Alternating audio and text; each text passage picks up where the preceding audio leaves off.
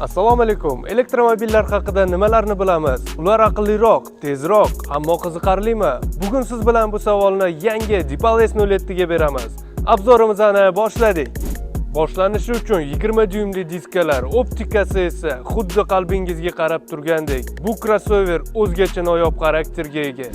Salonga keladigan bo'lsak, har bir tegishda seziladigan sifat: yog'och, metall, panoramali tom, 14.6 dyuymli ekran, Air display, SoundCloud akustika tizimi. Xullas, bu nafaqat salon, bu Deepal S07 material va texnologiyalarning mukammal uyg'unligi. Kapot ostida 340 ot kuchi 0 dan 100 gacha tezlanish atiga 6 soniyada. Bu nafaqat elektromobil, bu elektr zarbasi. Og'irligi deyarli 2 tonna, lekin uni boshqarish shunchalik yengilki, qo'lingizda go'yo sportkardek his qilasiz.